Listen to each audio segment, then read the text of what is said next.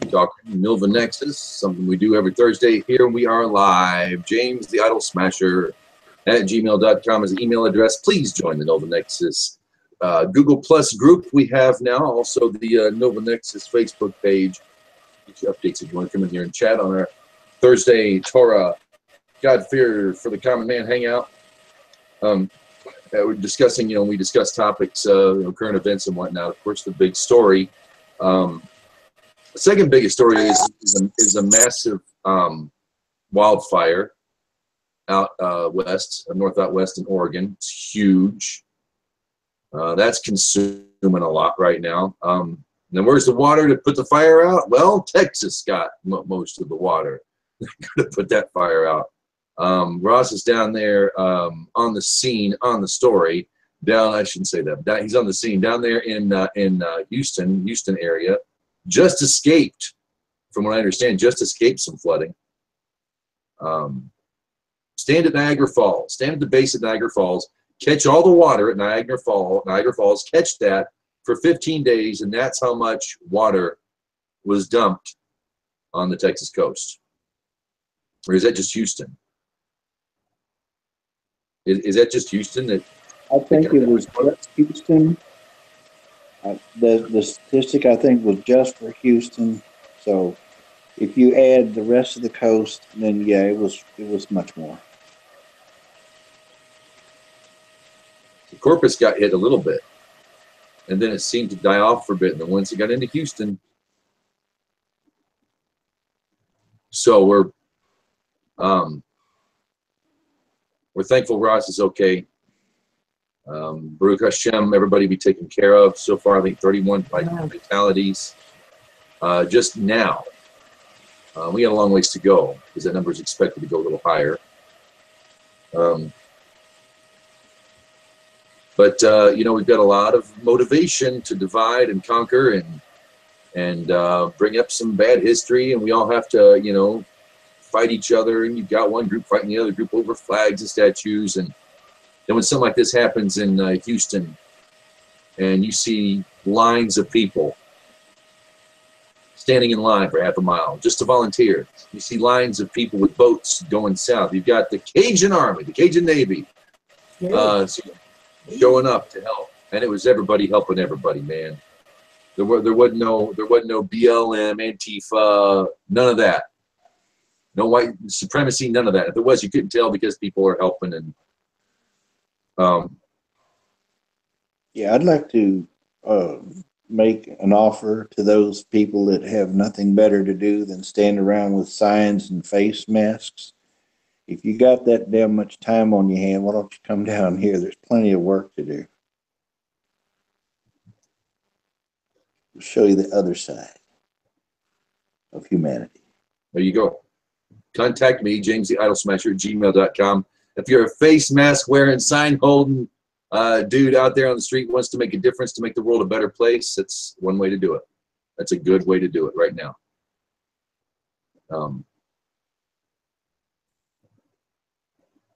People got to help people. That's just the way it is. Mama Nature kind of can strut her stuff and humble our species, can't they? I saw a picture of a shark in downtown Houston, or a flooded part of downtown Houston. There's a shark. You can see through the water. Just roaming around the walk. It was like a walkway or a breezeway or something. There's a shark. Checking out the town. Yeah. One man caught a catfish in his living room. There's video on that. I saw that one. I saw a picture of an old lady. They were in a nursing home, and water's up to their waist. They're sitting in a chair, crochet or knitting, whatever, with the needles, and just, that's a Texan for you. Come hell or high water. Sometimes they come in the same package, apparently. What a lot of people don't know, though, is a lot of the snail mail service has stopped. The trash service have stopped. They can't get anywhere to do a lot. They're debating on when the mail and other services that we all just take for granted, you know. So you got your first responders doing everything they can. I mean, several of the restaurants have opened up around here because people lost power, and these places just got bombarded by folks that have either can't use their homes to cook anymore or no electricity to cook. I drove down the street by one of the local donut shops,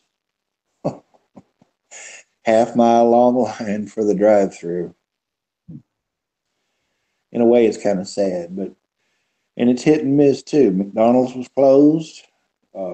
Some of the little fast food joints were closed. Some of them that could get in opened up, and the ones that got open got hit hard, really hard. One of the restaurants around here only had 2 or 3 staff show up to wait tables, and that place was packed, absolutely packed. But not a damn nobody in there said a word about how long it took to get anything, a drink or anything. They knew what was going on. And there was a table that had 12 various fire department, special agents, whatever the hell, 12 of them sitting at a table, man. This is no joke. Every one of them looked like they ordered a chicken fried steak meal, and I'm talking the big one with the mashed potatoes, the gravy, and the salad. Buddy, the food hit the table, and I think about it, it took maybe 10 minutes, and every one of them got up, walked away, and there was nothing on that plate but a stain in the silverware. They killed it. I'm sorry. Go ahead. No. I know gas prices. I was a little disappointed because I talked to a spokesman for AAA out in Tulsa, and he was saying on the radio, he said, you know, our inventory's good, our supplies are good, refinery and that sort of stuff. It's going to take about 3 weeks before we actually can assess damage. And there was really no logical reason from what I was getting from the report and talking to the fella. There's no reason to shut everything down. We had one company jack up the price in Tulsa's, but it seems like everybody's kind of keeping a level head in that industry, which is good, because if you know, we need that break. Yeah, I don't know how many actual refineries shut down, whether it was 3 or 5, but it shouldn't really affect it that greatly. I mean, I can understand maybe a small ripple, but I'm hearing that it jumped pretty significantly in several places. These refineries are going to come back online one by one. Most of them might even be back online by the end of the week. So I don't know what to say, man. It's just we'll get, you know, I'm hoping that a lot of people aren't out there trying to gouge the prices, you know, stick the public. Mm-hmm. Now, Texas prevents that, doesn't it? And during a time of disaster, they can't price gouge, if I'm not mistaken. That's exactly right. There's laws in place to prevent that, and I witnessed it. There's a store right up here by my corner, just a couple of blocks, and we drove up there, and they had to post a sign: no milk, no eggs, no gas, no bottled water. And it wasn't because people were panicking. It's just stuff you need. There's no bread. I mean, so a couple of stores open, and they were only letting a handful of people in at a time. And that was just, for whatever reason, I don't know. Nobody questioned it. It's just 2 in, 2 out, 10 maximum in the store. Armed guards on duty. Everybody's been civil. Everybody's been kind, polite, nice. And you know, you've heard me say it before, and it's especially true now. You don't ever meet a stranger in Texas. And if you do, keep one eye on him.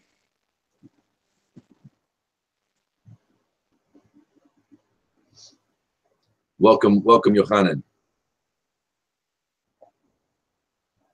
Lee, as well, I got to ask you, Lee, do you get Welcome, floods everyone. in the Great White North? Sorry, I missed your question. What was it? Does it flood much up north? Do you ever get floods Mm, in Canada, maybe from the lakes or anything? not really. We're really fortunate. The only hardcore stuff that we get is like obviously some bad winters and stuff. But out west in like BC, they have forest fire issues, which can be You're asking Lee, a Canadian, whether it gets bad up there. Well, as far as To him, mild winter is only 8 feet of snow. Oregon, I was mentioning that Oregon's got a really nasty fire going on as well. Well, here in New York, if it snows 4 inches, people lose their mind. I mean, people are absolutely going sugar. You know what I mean? Yeah. Go ahead, Lee. What were you saying? Well, I guess the topic for tonight that you picked, James, is kind of appropriate with all this suffering and from the flooding and all this. This is what, it's a good. There's plenty to give to charity. Plenty of charity to give, and even within our own little community, like I'm still not over this. I'm still pretty. I don't even know what to think. I'm still really, really devastated by what happened to Jono. Like you guys know what I'm talking about with his son. Yes. What happened? Yeah. I know he died. I don't know, but we know he's no longer with us, and it's just, it's devastating. I'm still not over it. I think about it every day. So there's another. If you're looking to give your 10%, there's plenty of things you can give to. Whose song was this now? John O'Vandor. Yes. Who does The Truth to You with, or he used to do Jason. with Jason and Tovia. Yeah. They did 2 seasons. Yeah. Torah Pearls, which is excellent. He's the Australian one. John is. Yes. Yeah. Only 14 years old. Like, I can't even imagine. What was that? They said he died on Shabbos. Yeah. Is Jono a convert, or is he just... I'm not sure. Yeah. Because I saw some pictures, but, man, it's really, I can't even imagine. So we can get into Tzedakah. On like a thumbnail thing, we might call it charity. It's, we call it acts of charity today, giving aid, assistance, and money to the poor and needy, or to other worldly or worthy causes. But in Judaism, it's different. It doesn't actually mean charity. It suggests benevolence and generosity and magnanimous act by the wealthy and powerful for the benefit of the poor and needy. However, and this is from Michan Mamre. I'm going to go ahead and put this in the side chat. I don't know if I can get it to y'all. Put this in the side chat so you know where I'm at. But this is on Michan Mamre, great resource, great Torah resource. But it says that the word actually, if I can get back to where I was at, Tzedakah is derived from the Hebrew root, tzadeh dalet kaf, meaning righteousness, justice, or fairness. In Judaism, giving to the poor is not viewed as a generous, magnanimous act. It is simply an act of justice and righteousness, the performance of a duty, giving the poor their due. And I like that much, much better. I never liked the pious of the nations. I never liked that. I never liked the righteous Gentile. I never liked words like that. And this is what when I read this today, that's what came to my mind is, we think when you give charity, we there's kind of a fake generosity or fake piousness thing that kind of, I think, comes with being human. Where they used to say, I got this from a Baptist friend of mine. He's like, yeah, the Baptist will see you at church and shake your hand, but won't recognize you and won't say your name and know who you are in the liquor store Saturday night. Heard that. Yeah. And that's not, and I'm not knocking anything like that. What I'm saying is that it's kind of just a way, it's just a way of keeping mankind moving along. It's a way to keep the wheels turning. It's the fact that it's called justice. It comes from the root word. It's a tzedakah kof, righteousness, justice, or fairness. That, I think, that just speaks volumes. You're not going out of your way. You're not being something you're not. You're not coming off like an angel. You're doing what has to be done because it's the right thing to do. You don't have to. It's just, Agreed. Yeah. I really appreciate that about Judaism. I really do. Yeah, imagine if this was just something everybody in our world did every week. Like, just without even, there was just something that we did. We didn't even, it's not all about, I don't know, we live in this society where even our legal system is very, what's mine is mine and what's yours is yours. And this seems to be like the basis of the entire society. Where, can you imagine if, like, how much better the world would be and how much, I don't know, just how much better everything would be if people just did this often without thinking about it, without wanting any reward for it, or without making a big public spectacle out of it. They just did it because it's the right thing to do. I guess I missed most of the conversation. Can you pick me up real quick, just to recap? No, you were saying, imagine what we would do, and Lee, you mentioned the 10%, which Israel is commanded to give 10% of their earnings goes to charity. Boom, that's just it. When you make that 10% of your gross, you give tzedakah with it. End of story. It's just the way it is. Everybody giving 10%. Even if you make minimum wage, you're probably not going to break the bank on it. You don't have to break the bank to give tzedakah. But in the Jewish people, yeah, that's a command. They have to give 10%. If we followed their example, I'd also like to point out to a lot of folks out there, your taxes don't count as tzedakah. Giving your money to another guy to give it to the poor is not charitable. It's not just. It's not right. It's doing it yourself. So when we're talking tzedakah, we're talking after taxes. I mean, it's good that we have a society that would want to take care, that would, I'm not knocking it. I don't think government does anything well, ever. But the fact that they do it, that's good. I'm not knocking that. And it's good that you live in a society where the people at least try to make some good impression or set an example. But all this is after taxes. So that doesn't count when when it talks about giving tzedakah. It's got to be you yourself. It says in the Talmud that the wicked man says, "What is yours, what is mine is mine." It does. Yeah. It says because there's no. I don't want to get into it. It's a big long discussion, but there's no sort of movement, there's no flow, there's no growth. If a person says what is mine and what is yours is mine, that's theft. He's a thief, right? Yeah. I thought that was what the wife said. But then there's another saying, what is yours and what is mine is yours as well, and that's hesed, kindness. And there's a flow to it. You have to move, things have to sort of move. The world works. The world works in such a way that things have to keep moving, have to keep flowing. Welcome to the room.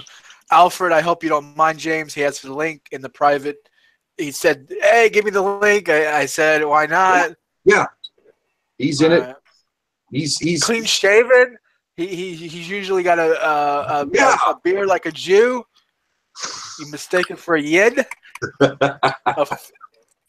He's clean shaven like a goy today. I know Alfred is a senior at our little Thursday night gatherings, so anybody may give him a link at any time. He's like Path of Abraham, you know. So good to see you, man.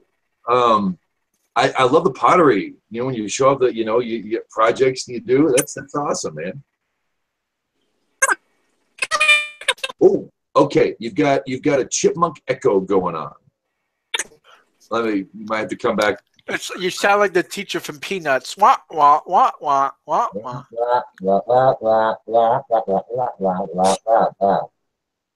Thus in the lesson.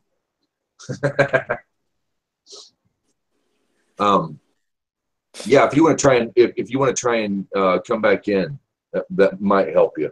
Now, how's this? Is it any better? Hey, yeah. Amen.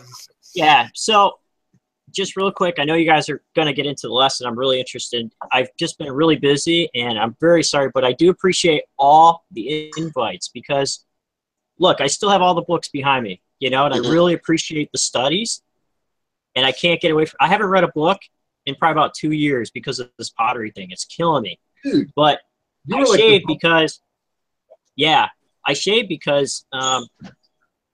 people have been buying the ceramic shave bowls. And so I'm involved with that community. I have to test out stuff, and razors and reviews and have fun. But I need to get back to reading. You're right. It's just totally melting my head. And I used to read a book probably once every 2 weeks or so, and it's killing me. And I deeply miss it. I just want to say a l'chaim here. I'm drinking Scotch whiskey here. Scotch whiskey. I just want to say a l'chaim. You can always count on John for a l'chaim. I love it. I wish you parnasa with the business, livelihood. May it continue to be successful. So you can donate to the Nilvah Nexus to keep us going. No, I'm just kidding. I wish you all the best, all the success. Amen. Oh, what a guy.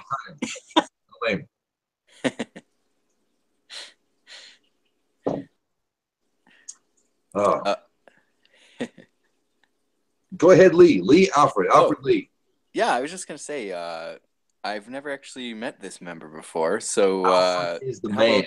How about a little background? He is a thinker. Well, I came into Jewish groups way a long time ago. Some of you might know I used to do YouTube videos when I came out of evangelical fundamentalism, and it was back when YouTube was like the Wild West. And I remember that. Back when atheist fundamentalism was huge, atheist extremism, and I read a lot of, I just didn't want to dump religion. Like it was important to me. I want to go that route. Mainly, I disliked fundamentalism, so I started reading, and I got into Joseph Campbell in a world religion class at one of my schools I went to in college. The teacher let me sit in. She was a world religion teacher, and she went through the whole thing. It was amazing. So I got into that, and then I started reading early Christianity because I got into a huge, and we lost. Me and my buddy Richard lost, and it was horrible. And we said never again. So because of that, we said we need to know what these people know and more. And we just went crazy. My buddy Richard, he was diagnosed with Asperger's syndrome, and he could never finish a course, but he was very focused in one thing. And he went through the whole ancient Near Eastern text, and he made me copies, some of the binders I still have. And he moved on to different things, criminology. Now he's into studying the beginnings of Satanism, which is huge. And where it started from the very beginning of the church, like how leaders accused each other of Satanism, and then people who they believed were apostates, Satans. So anybody he didn't like was Satan. But then he got into where, you know, the pulp fiction, the little books, you know, create horror stories and things. He collected all that stuff across Europe, everything, and he has two huge binders, and he's going to try to get it published. So I got copies of that coming. Well, anyways, I don't want to take up too much of your time, but I started reading Bart Ehrman, Early Christianity, because he was an agnostic like I was, and huge lib, you know, very liberal. But the problem was I didn't trust the conservatives because I think they were banking it a lot, and so I still think that I usually gravitate to people who are ex-members. You always ask the ex-wife if you want real information about what's going on, but you have to put up your guard because she elaborates too, because she doesn't like the guy. So that's what I'm finding out. So, you know, studied a lot, and then I got studying Jewish history. Christians weren't going to tell me about Jewish history. I had to stop reading the New Testament for a long time to fully understand what's going on in Hebrew biblical literature. And so I got into these kinds of groups, and I met all you wonderful people, and people like Path of Abraham. Path had it down. My favorite book is Job and Suffering, like we're talking about here. Amazing. But my problem is a non-believer who respects, you know, different views. I have a hard time with God. Like I blame everything on God. So like, you know, this whole storm, God's fault, right? And then for me to donate, helping to clean up God's mess. You know, I know that's what some of you, like, that's how I see it. And so seeing Pastor Olstein, you know, getting the crunch on TV, he's a huge evangelical mega millions, that's a return on my, you know, for me, on tax exempt status. You know, that's what I was saying online, because I see that as a return. And I always said, you know, why not? So I don't feel bad. And, you know, I always thought if somebody's suffering, you know, cattle on 1,000 hills, maybe the good Lord could sell one and stop suffering, turn the storm the other way. He's done it before, calm the seas, the whole thing, you know? And so I just try to understand suffering. And Path, in his book that he's writing on Job and explaining all that, is a huge help. And I love it when we go through those topics and talk of suffering, because there's a lot of great Jewish ideas out there. It's really helped me to learn, like, with a whole different view other than evangelicalism on Old Testament text and literature. And it's beautiful. You know, even if I don't agree with it, I can feel free to argue it without doubt, because I'm already out. See, how bad can it be? That's communicated. Too bad. You're too late. Now what? That's a really cool point of view, and a very open-minded one. And yeah, I wish there was more of that going on in the world. I remember very rare. When Katrina hit. Bill Maher had his TV show. It was new. It was back when I had HBO, and he had Willie Nelson was one of his guests, and Willie was, I think, going to talk about a project he was doing, a charity event or something like that. And you know, Bill Maher, intelligent and thoughtful and kind of a schmuck at the same time, wanted to get political because Bush was in office, not Obama. I see people are actually writing articles about what Obama didn't do for Katrina.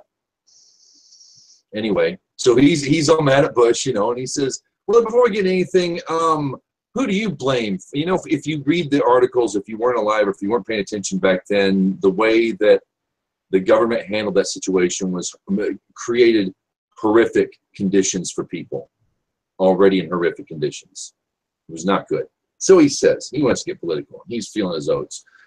So you know, they're both marijuana activists, you know, whatever. He goes, so I have to ask you, who do you blame for Katrina, Willie? And Willie was like, God. And everybody laughed. But it was profound for them. But you know, he's like, so yeah.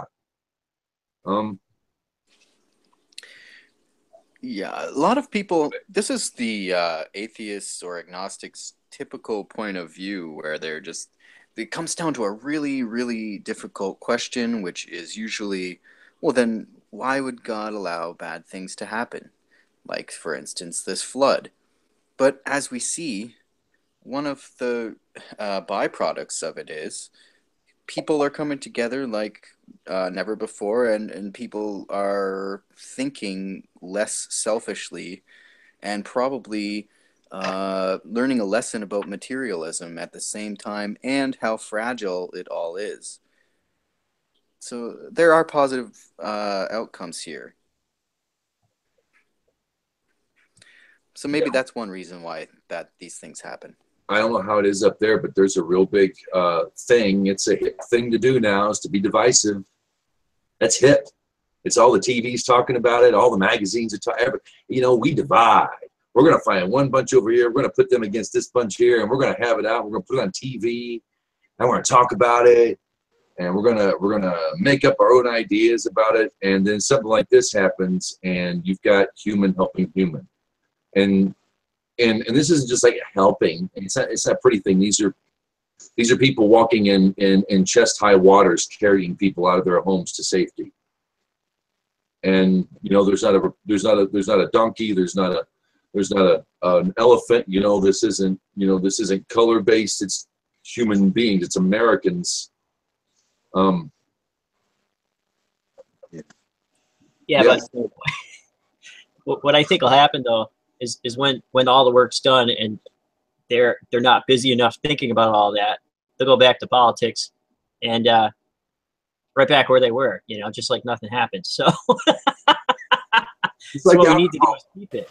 It's what alcoholics. But I think that the good Lord could have us learn all these kind lessons to one another without such tragedies happen. Like, you know, he's God. He could do such things easier ways, maybe, you know. And I even simple things like my little nephew, super cute. We went up to the fair and he entered chickens in. And I said, so is that chicken going to taste good, you know, in the pot? And he's laughing. He covers the chicken's ears. And he's like, don't talk that way around her, you know. You'll upset her. Because he knows, you know, he's taught from a young age that all these chickens are headed for a pot. And I said, you know, that's how I see it. You know, I'm headed for a pot. And I enjoy, like your chickens, every day I'm alive. And every day I'm eating feed, I'm just happy that something didn't happen to me. And like Job, you know, leave me alone for a little while, you know, that I can swallow. At least I can swallow. Because he knows maybe he feels laryngitis setting in, you know. But you never know when the hammer's going to come down, you know. It could be, you know, my parents getting older, especially my mom. She's like 82. I think about it all the time, you know, and they're openly. And she's still very much evangelical, and she feels bad about my spiritual situation. But, you know, I told her every day she's here, I want to do stuff so I don't have regrets later, because it's going to be okay. You know, I'm not going to probably need to go to her funeral because action, and a funeral is for all the people who didn't, you know, and want to memorialize something. But I have a whole lifetime where I got to do that and share things with her.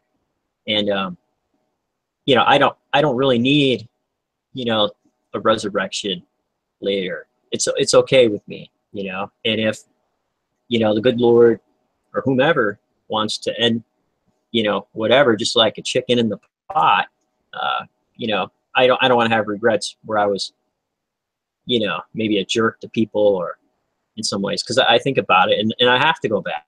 And I think too, that's where restitution comes in, which they don't do anymore, especially in evangelical circles, where my grandfather, who was evangelical, back in the day, they used to, you know, he almost went to jail for paying back taxes on a farm that he swindled the government out of. He came to repentance, you know, in evangelical fashion. Like, wow, this, you know, and he had to get a lawyer because, you know, they almost sent him to jail, you know, and he's like, oh, hey, I'm doing the right thing. I'm coming clean. And he went around to all of his friends, said, hey, you know, I got into a lot of trouble, but I'm not going to do that anymore. And I'm sorry if I did that to you anymore. Restitution never happens. Kind of a sad thing, you know, because you don't face consequences for even as a non-believer, I still face consequences because later I start thinking about it, and I might need to rely on that person I ripped off to help me if my house floods, you know? And my community, if I'm a jerk, they might think twice about doing it. So I don't know. Even non-believers have a hard time, you know, if they don't comply. Yeah. This is a conversation I recently had with Gav, who isn't here yet. You know, you always hear about the Noahide bit. You got the Noahide code, and then you got the Torah, Jewish law. And I'm thinking, why would anybody want to go to the Noahide law, which is if you steal something, you're beheaded, you know, right then and there. But in Jewish law, if you steal something, you become that person's property until you pay off your debt. And you know, they said the rapist has to marry her husband. She doesn't have to, by the way, but that means that she gets a slave. That means that, you know, in today's world, we've separated justice from the individual and given it so much to the state. If a man rapes a woman, he goes to jail. The kid doesn't know, if the kid's born, he doesn't know his father. She has no income. In fact, her taxes have to pay for him to have 3 square meals and a safe place to live with color, listen, my age, with cable TV. You know, and she doesn't get nothing. If she has a kid, she's doubly. She's a single mom. She's got no income for this child. The child won't know his father. That's considered justice nowadays. But if you really study the Torah, it's not good to be raped. It's not something you want to get married over. It's her choice. But at least in that bit, she has income. She'll get compensation directly from him. He has to pay so much amount of money. It goes to the father because she's a virgin, you know, but it's her money. Goes to her, and she can divorce him at any time for any reason. So if she can go 9 months and have a little slave, and if she's not producing a child, she can divorce him, be done with it. And that's one thing I like about the Torah law versus this Noahism thing, is because, I mean, I get that, you know, if you steal something, you're worthy of death. You schmuck, you should die. And in some cases, if the guy's got a 9mm or a 12 gauge, that just might be the cost of you breaking in his house. But at least there's an idea of direct compensation. You don't just go to jail and be punished for stealing. The guy you stole from, the victim, gets compensation, gets something back from you. You are his property until it's paid back. You know, it goes that much. You have to, Tzedakah, not Tzedakah, Teshuvah is all about you yourself. And your dad, that was a brave old to swindle and go back and say, I've done wrong and I want to make right. Wow. What, to that monster, to that giant, that dragon, to go before that as a humble man. I mean, that speaks a lot about a man's character to do that. That is a warrior's heart to stand up to that kind of opposition. We would be a better world if we could gear our laws toward it being justice being personal. Like what you're saying, I don't know if you're here, Alfred. In Tzedakah, actually, it doesn't mean charity. Of course, it's a Dalet Kaf. It means righteousness, justice, or fairness. And that's what Tzedakah is. You're not giving it so you can be pious and because, it's some magnanimous charitable act from the goodness of my big, heart. It's justice. It's justice. It's not fair that that person's so destitute. You must bring justice into the world. Folks, really enjoyed it. Oh, but this head is going to knock me out tonight. Here's to a clear head, Ross. And, Ross is down there in Houston, in the Houston area, so he's been seeing this firsthand. Just missed a flood. Baruch Hashem, he's still got his house. And house and cars, but like I said, we haven't worked all week. It's been shut down all week, and right now we're just waiting day by day to see when they're going to give us a thumbs up and say business as usual. Right now we just don't. Shalom, peace. Shalom, Ross. Goodbye, shalom.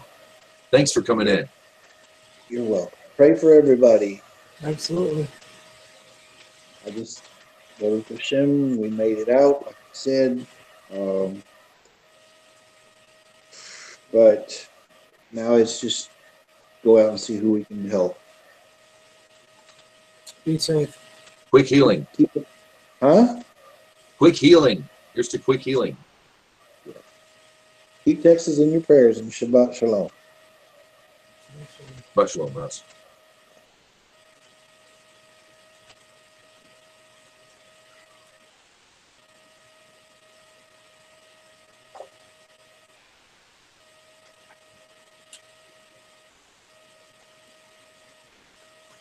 It's a shame, you're right, that it has to come, that we have to get to a natural disaster before people show their true potential as human beings.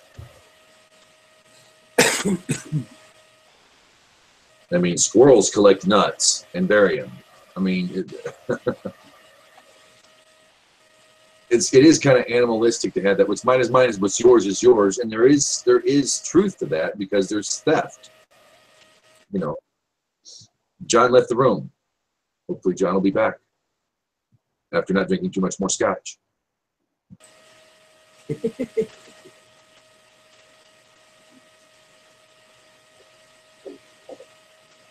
Of course, we have scammers out there also trying to, we've had a few hit here in Oklahoma. People trying to collect money and it not be for Houston, for the people there.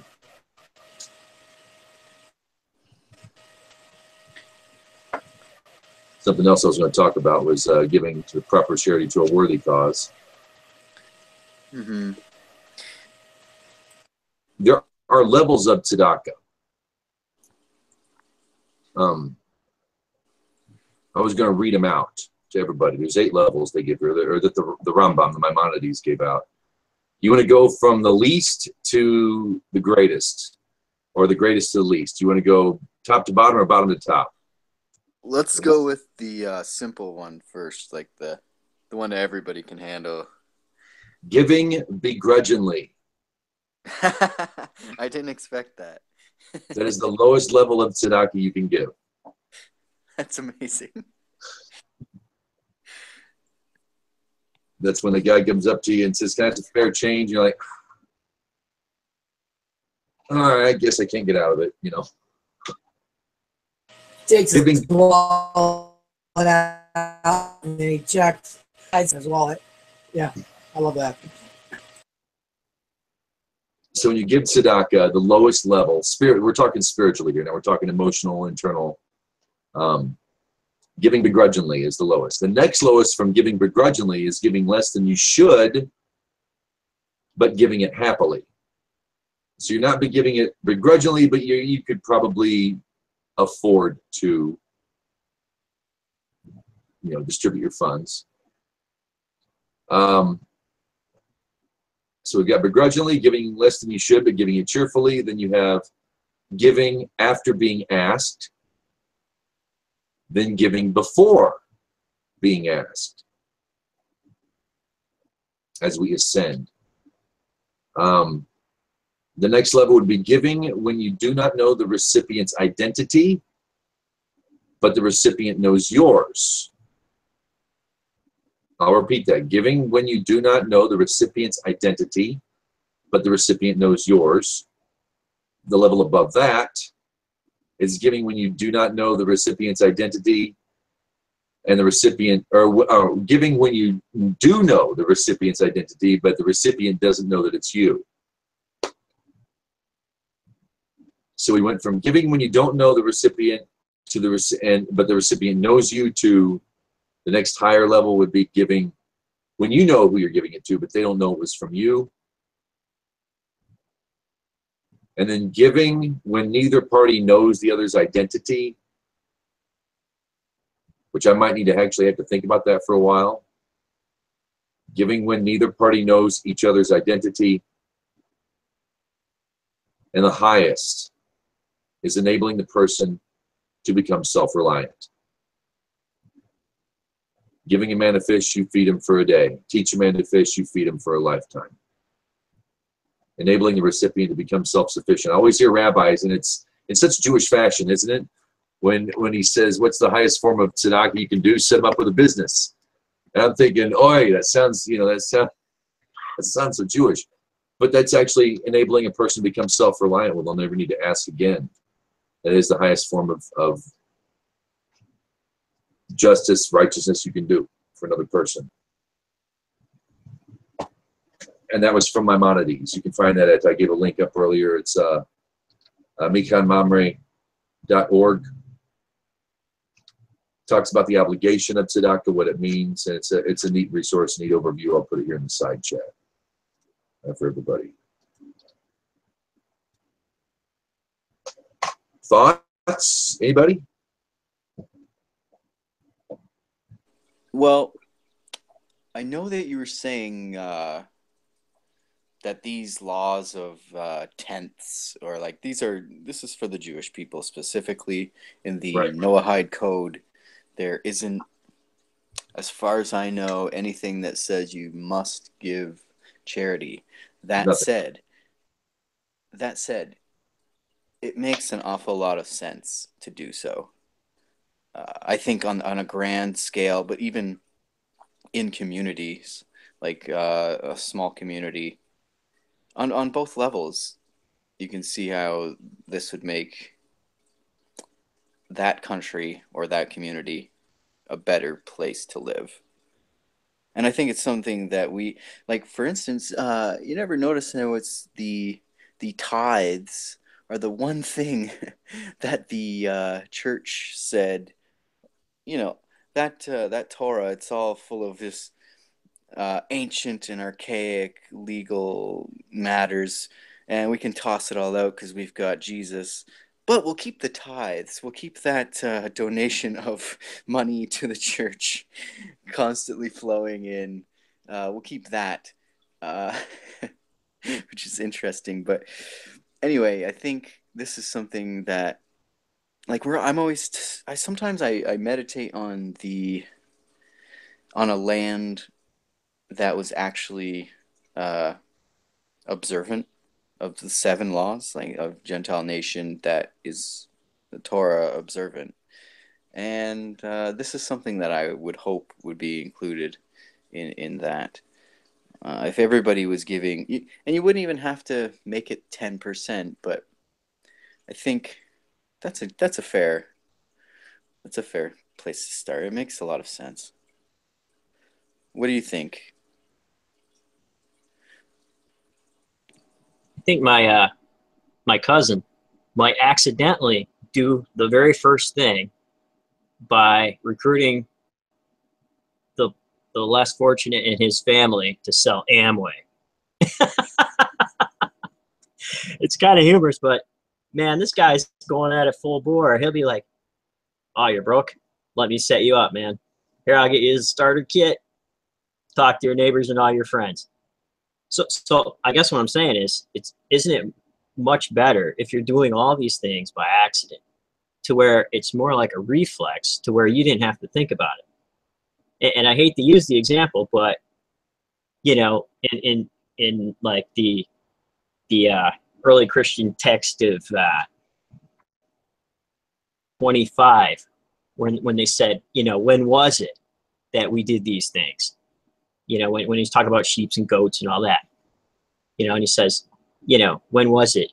And, you know, when you did it to the least of these my people, you did it to me. So if you switch it up and you say, well, me could represent justice and mercy, you did it to the least of these, means you may have accidentally done it and you didn't even realize it, because it may have become a reaction or a reflex to do good and to do justice. You know, I think then, you know, at that point, you'd be doing number 1 and not even realize it. And then you would be like, not getting credit for it, which is probably the best thing. Because if you have to give credit for it, you might be way back in number 1, giving grudgingly, you know, just starting out. Are you talking about getting credit from God or from other people? when you said that? Well, I would say both from the heavens and from other people. Like, what do we expect? You know, like eventually, like, wouldn't it, if you say, for example, you did number one, say you didn't know the person or know the party, right? And you did what you needed to do. But why are you doing that? So you're blessed. So then maybe the blessing itself from the heavens would be a selfish desire. You know, that's tough, you know? Yeah, I see what you're saying. That's not doing charity. That's doing business. Yeah, it's God doesn't. I can't. I don't know. I mean, we might need someone here maybe better versed than us, but I can't remember anywhere in the law that says that you give so that you may receive. Tzedakah, you just have to give, and the receiving end will come another way, or it's not even mentioned. There's no reward. I've heard that if you give tzedakah, that's when you are then permitted to make a request to God. You know, you can't just come out and say, God, I want, you know, unless you're giving yourself. You can't get that, you know. And then when you look into the Buddhist power of intention going along with that and how that whole thing works, only then can you make a request. But to expect reward, it's like, well, that's a law. Do I get a reward for not murdering anybody? Probably, but you're not getting an actual reward. You know, there's no credit build up when you don't steal something. You know, when you don't sleep with your neighbor's wife. Do you get credit for not sleeping? I mean, my first rabbi said, yes, you get credit, but he was talking about in the eyes of heaven. On earth, you know, it wouldn't be the same thing. You just have to give. End of story. And you're already making the world a better place by doing it, whether you know it or not. Yeah, business. Well, even then, you can set up a guy in business. Can't be that bad. Go ahead, man. Go ahead. Who's talking? It's interesting that we're talking about that exact little subject of reward for tzedakah, because I've actually heard more than one rabbi say that there is reward for it in terms of you know, from you, we'll call it your spiritual bank account, but not only that, in your real life bank account, because it's, you know, we have to live in this really dense and hard reality, and everybody has to work hard for their living. And you're just saying straight off the top, I'm giving 10% away to those who are less fortunate than I. And maybe you've been in that position, maybe you haven't before whatever place you're in now. But I've heard that, and I should have written down the source, but I'm sure I could look it up, where not only do we get a reward for it, but God says, and this mitzvah, this is the only one where when it comes to donating money, where you can put me to the test on it. You can test me. And no, he doesn't say that everywhere else, where all the mitzvahs, some of them don't even make sense. Well, as far as ours do, but like some of the Jewish ones don't.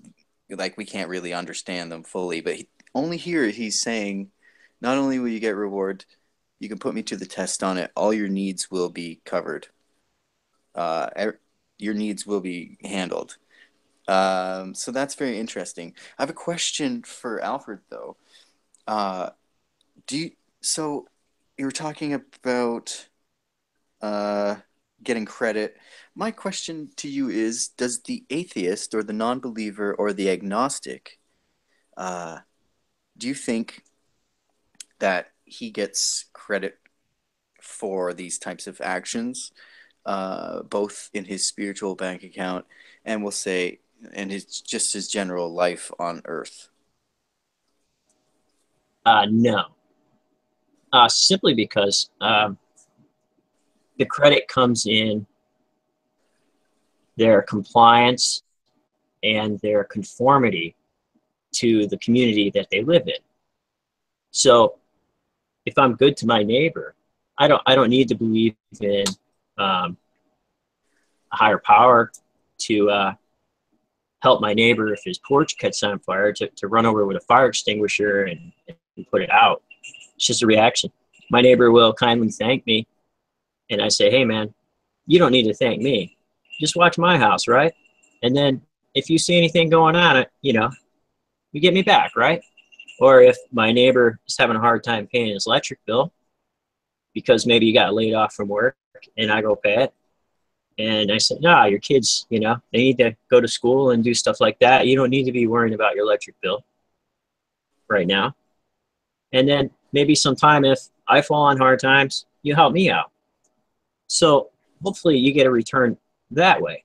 But I always, as a non-believer, go back to Job. Job sinned not and was righteous. Still the Lord came to find him in a bad way. He allowed it to happen. You know, it wasn't directly the Lord. It was, you know, the Satan or the accuser. But still, I don't know when the accuser is going to come for me. You know, I can't bank on doing good in charity as Job did, and then all of a sudden find myself in an ash pile scraping my sores. You know, wishing that I passed or would never have been born. I mean, that's a hard deal, and so I can't rely on that. You know.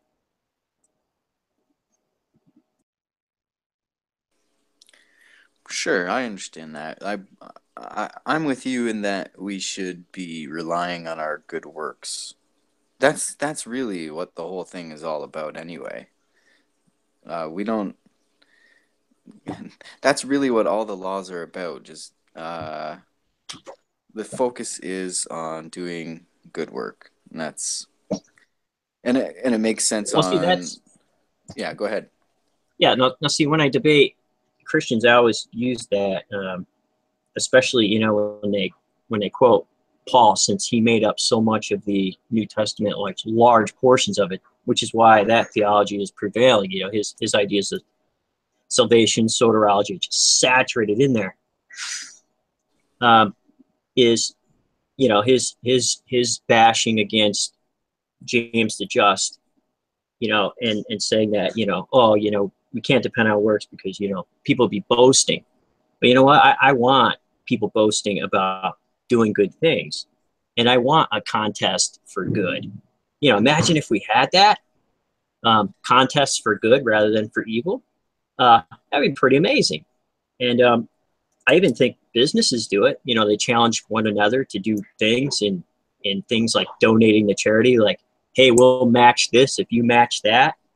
You know, so that's a way that, you know, I see works being a good thing, you know, rather than, oh, you know, I'm evangelical, I got to hide it, you know, I can't because it's nothing really, you know.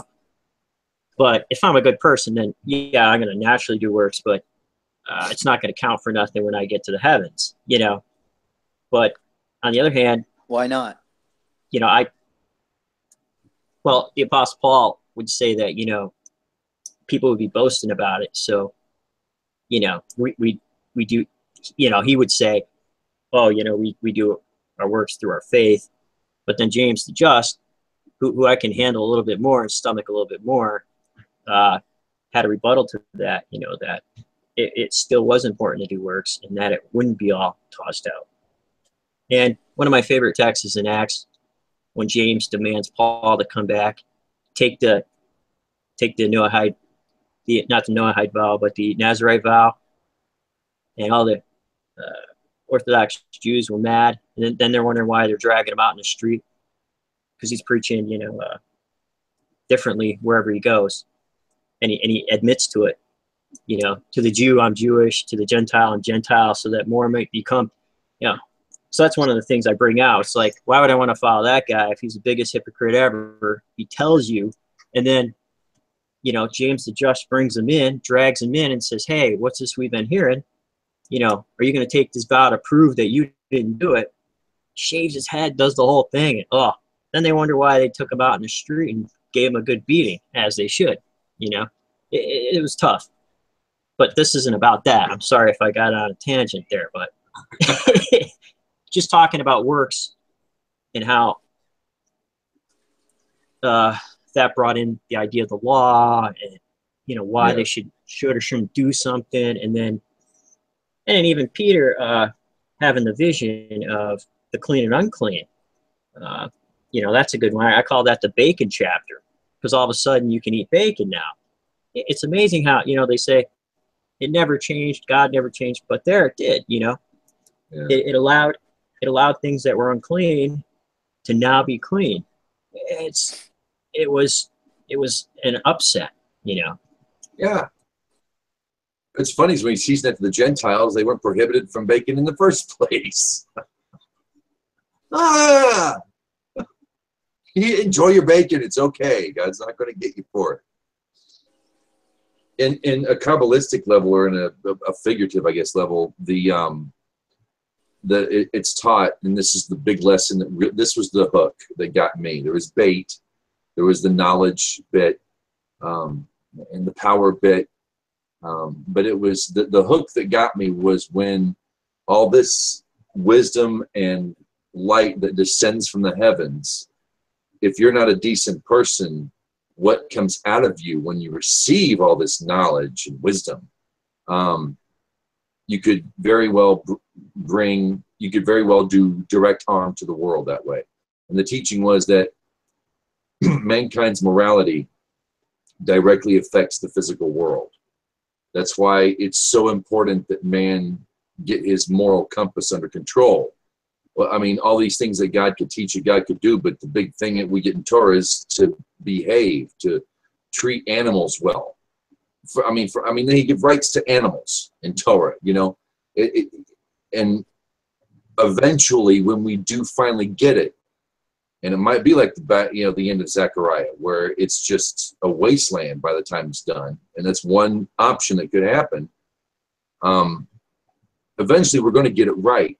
And when man begins to get his moral shiznat in gear, nature will transform. The whole thing about the lion or the wolf laying with the lamb, and the lion will eat grass. That's kind of letting you know what kind of an Eden this place can be. It will be one day. We will get there. Another thing about Judaism I like is it's got a happy ending, that mankind gets over himself, and we go back to Eden, and we're living in a paradise. This place could very well be a paradise. And it all starts with the morality of humans. You know, like there was no predator and prey in the garden. It was prance and mate. That's pretty much, and man could experience. Man could consume every fruit, all fruit that was created. He could experience. That's what man would do, and prance and mate. That would be what people would do. Now it's kind of paradise, you know, and we'll get there one day. We will. I do have a question for the bunch here. The lowest form, John was mentioning this, you know, one of the lower base forms of animalistic human behavior is what's mine is mine, what's yours is yours, and that's the end of it. And we do have the prohibition of theft, so there is obviously an allowed thing for property. There is property. But when you look at how they set up a city in when they were to get into the land, the city would be set up with like, of course, the temple, or the synagogue if you're not in Jerusalem. The temple would be in the center. All the schools and the businesses and the markets would be around that. And then there's a whole strip of land around that can only be beatified. You can't plant on it. You can't grow on it. You have to let it be, and you have to work the land to keep it beautiful. And then on the outside, you have all your plantations. You have your crops and whatnot. And it's a very communal thing in Torah. And yet we have markets and free trade and property. My question is would you think Tzedakah would be that that gray area or that boundary or that goes between personal property and communal property. And I don't mean communist, maybe I should say common property, like the English commons. They had common lands. It was everybody's land. Nobody owned it. It wasn't even the kings. It was, they had commons. You think that the notion of tzedakah would be that dividing point between communal and private property? What say you? I think it would be something like the Native Americans had here when the English came over, where they didn't have no concept of it, and they could trade, Manhattan for a piece of shiny jewelry because their concept of ownership was, oh, this is everybody's land. We migrate, we all use it, and we migrate with the herds and move around, or, these are all our orchards. Now, like, especially up here in New York and Pennsylvania and areas like that, where the Iroquois nations, they may have owned certain sections of things, just known. It wasn't like they paid something for it, like settled in disputes through alliances and trade, and I help you, you help me, and then if bad guys come, we take care of the problem, kind of thing. But that's what I'm reminded of when the concept of land was mainly the Native Americans, and then when we came over, we started buying land for a price, sectioning it off, and they didn't really understand that, had a hard time.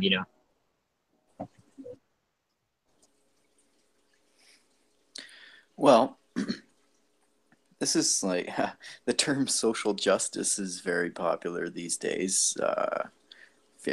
Now, if everybody in a community, we'll just keep it on, or everybody in a nation was giving 10%, and for the richest out there, we're talking millions or tens of millions of dollars given every week or so, would there even be poor people? Like, if everybody was doing it,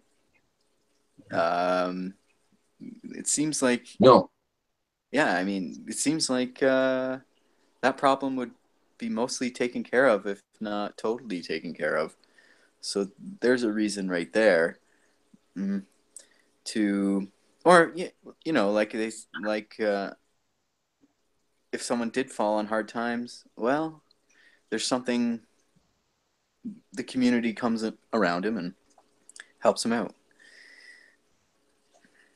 It sounds like the ideal to me. Agreed. Rosalie, any thoughts? No, not really. I'm just sticking back and listening because you rambled on and I kind of lost my train of thought there for a minute, and it's like, what do you want to know? Okay. Well, when you said the dividing line, that when we learn of how a Jewish community is set up, Right. according to Torah, when they own the land, you've got property, you've got markets, you obviously have all that, Yeah. but you have a communal, one land to be out of 5, then you can't touch, other than to make it beautiful. I guess it'd be hauling away dead wood or something. I don't know what you need to do. But it'd be a big park for everybody, basically, I guess. And then all the communal, the plants, the plantations go around it. And I was wondering if tzedakah would be that that dividing line, that area, But the beautification land? Well, psychologically, the barrier between private property and communal property, would tzedakah be that that lesson that binds those two concepts in our minds? Because there is, I don't want to say socialist notion, because it's a horrible thing to say, but Alfred proved it right there. Indians were basically communists. We can say that's evil all we want. What we got out of what this, and that's where government comes in, the middleman to do it for you. I don't think we'll get that. I don't think a community chest would work. I think it has to be direct tzedakah. It has to be direct from the giver to the recipient. If we rely on a third party to do that work for us, I don't think we'll achieve. I think we've got a good 100 years of proving that just doesn't work. Correct. The poor don't get the poor get something, but you know who's running most of soup kitchens? The government? No, it's churches. Right. You know, so I was Right. wondering if Tzedakah would be that boundary, that lesson taught in the where private property and communal property meet. Right. Well, it'd be like having, was it the one park down in New York? Communal property that everybody can enjoy and use. Or like a state park or something like that. That's basically what you're talking about with that. Could we see the beatification of that strip of land outside the city as, I mean, everybody would chip in to make it beautiful, and it would be open to everybody, even to those who didn't chip in or couldn't chip in or didn't have the funds. I guess Yeah. I was just wondering. You know, It'd be like a state park, more or less. you know, if you But wanted yeah, it can work, but the thing is what they're trying to do is give an open area to where you're not going to trespass on somebody's property and be accused of stealing.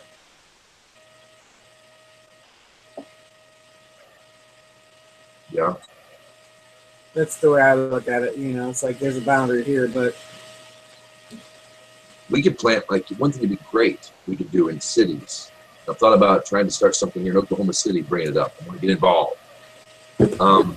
Planting fruit trees in parks. exactly, yeah, or just along the boulevards and all that, so whoever wanted something to eat could have Yeah, happen and say, well, somebody's going to be liable, somebody's going to get hurt because it's there, and you know. So, no, I agree. It's a very good idea.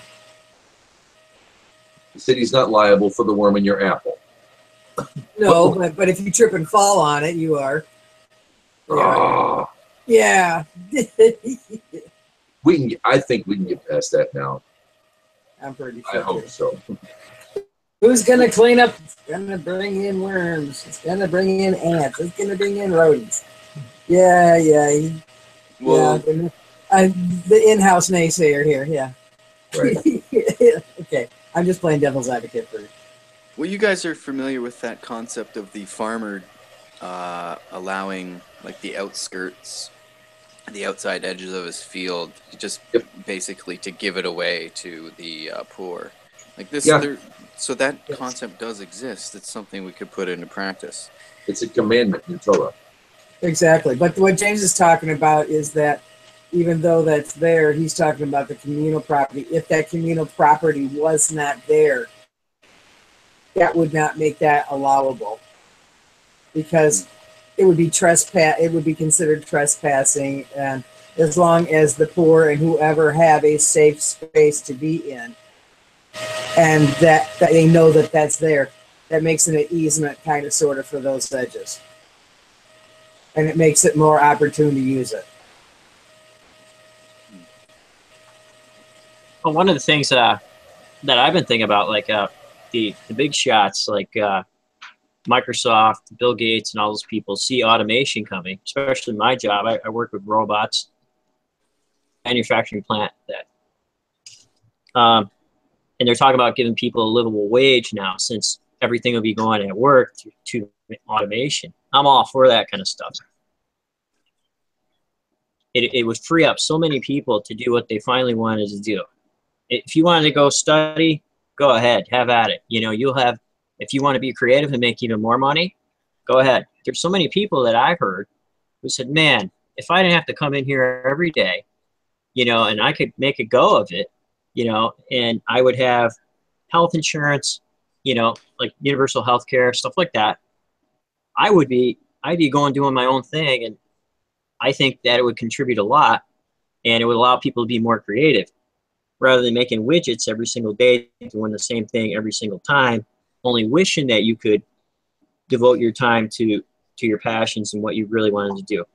So now we have two things. We have our passions, things that we do outside of work, and then our work, of what we get paid for, our services. And people say, oh, you know, you got to make your work your passion. No, that's where you get your paycheck. You know, I just realized this, you know, because I'm like, man, I would rather be doing, pottery or whatever it is, or reading or whatever. But I need to go in there to get a paycheck to pay for all the stuff that I can do outside, because it allows me to do that. The minute I stop going into work and servicing and getting paid for it is when everything else stops. So I need to keep it up. But I'm not afraid to talk about, say communism or socialism, because we were taught that those words were bad ever since we were kids in high school. Society. And all the people who taught us not to say those things, not even to think about it, biggest socialists and biggest communists ever, because they're all given government subsidies. Oil companies, huge banks, bailed out the banks. 2006, $11 trillion. Yeah, $11 trillion was stolen from the economy. So, that was 401ks, everything. So they're telling us that. And then, who pays college professors? It's large sums of money to colleges to create, people to go work in these places. They keep telling you, So I'm not bothered. I'm a huge Bernie guy. I'm not ashamed of it. And I think a lot of people are non-corporate, part of the system, and want to see something different, something change. It doesn't have to be Bernie. They just want to see something change. And they want to see it change for the better. And there's a lot of people out there like that. But there's also big money who wants to keep it the same, because they have billions of reasons, in money-wise, why it needs to be the same. Actually, they have trillions of reasons. Yeah. Bernie's message was fundamentally good. I think the flaw was that he wanted to keep it. It would have to work under the same conditions. Corporations would still be considered people, so they could live for 150, 200, 300 years. Intellectual rights, never, Mickey Mouse is still not intellectual property. He's still owned, we're going to keep this patent alive for so long and so long it doesn't become science that everybody can use, or technology. It has to go to this one. If we need to fundamentally change the system, and a lot of this stuff would fall into place. I believe, I don't like capitalism, because I don't like the idea of separating profit from non-profit.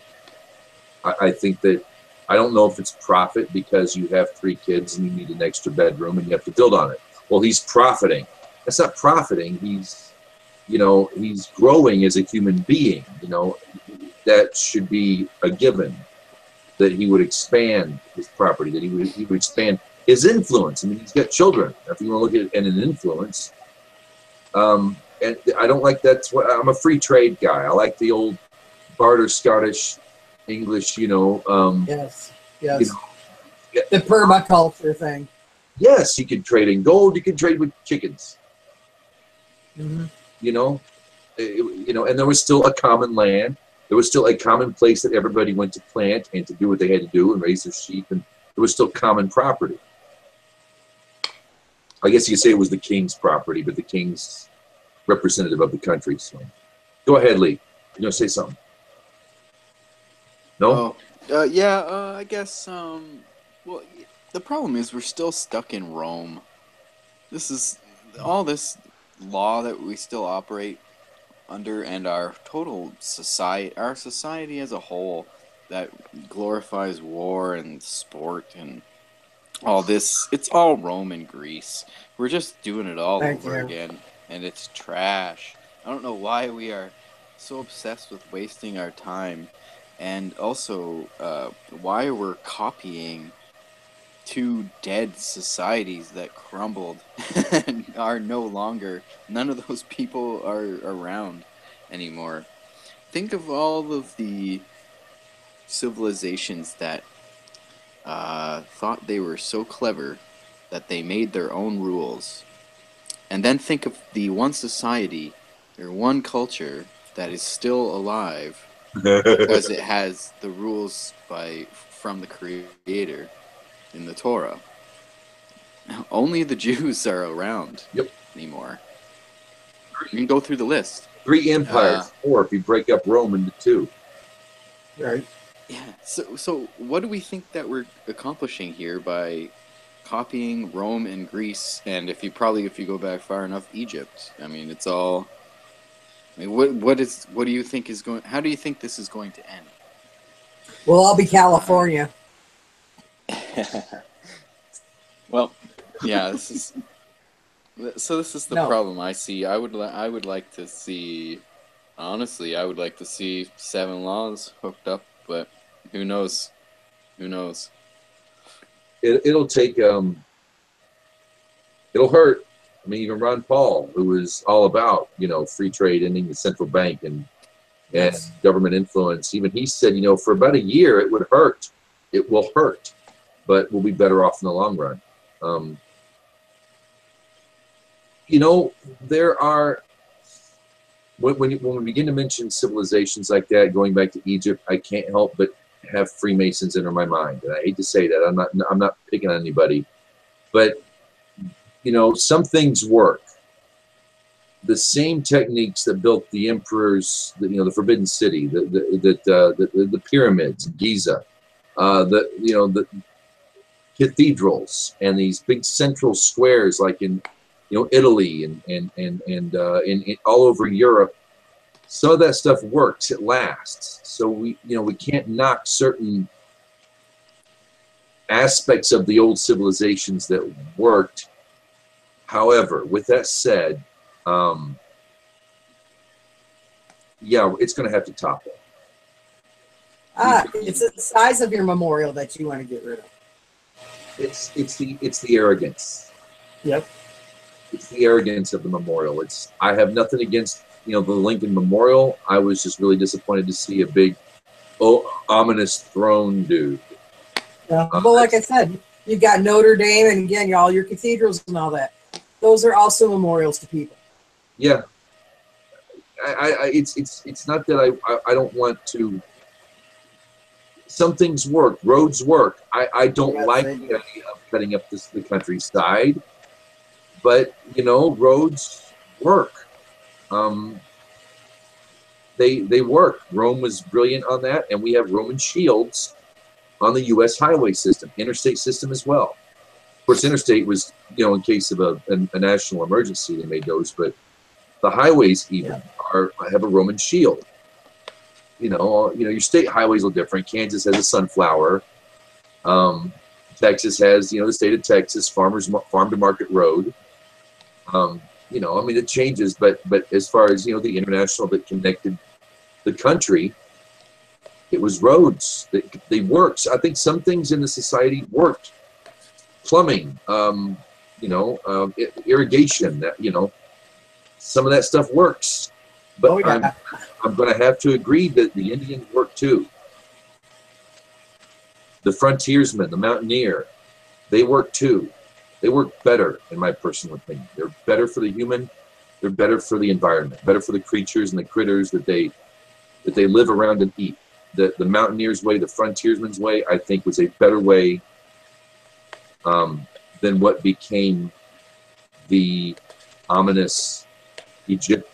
You look at some post op. There's very much an Egyptian flair to Art Deco. I think that it's better. I think there are things that we do better that actually escape the Greco-Roman, Germanic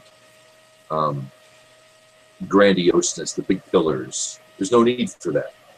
There's really no need for it. A courthouse doesn't need to be an extravagant marble hall in order to get the job done. You can, the presence of God was in a tent for how long, for pity's sake. And then when they build a temple, they still can't get it right. There might be a reason for that. There might be, what's the message we're not getting here? How come every time we build these grandiose, beautiful, gorgeous temples, 2 of them so far, 3, I guess, in a way, they're done away with. They're in ruins, or they don't exist anymore. In other words, I'm saying I don't want to knock some of that stuff works, but I think that the mountaineer, the frontiersman, settler's way, if you will, works better. I think that's more American than anything, is that kind of mentality.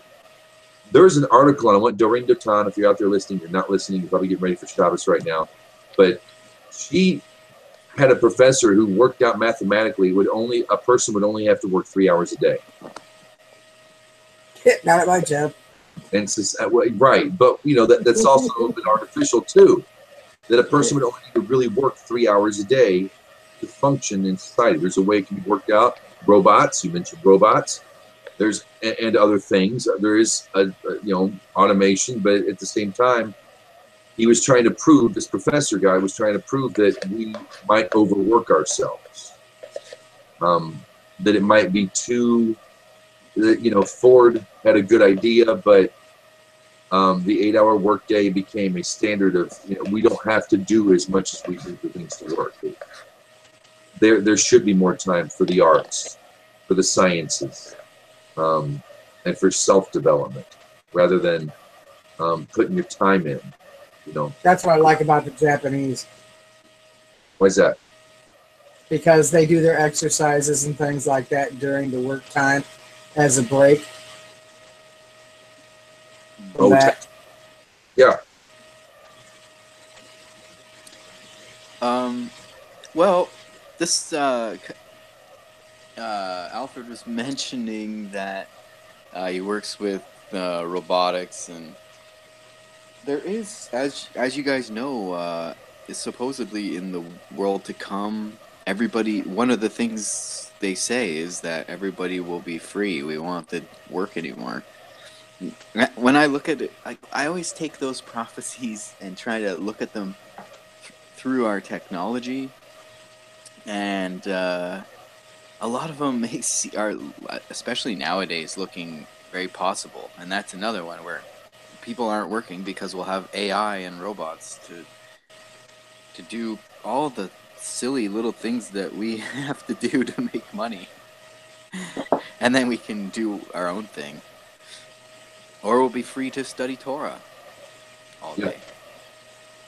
Yeah, 11 years ago when I made the transition from one job to another, one manufacturing place to another, both were fairly large companies, but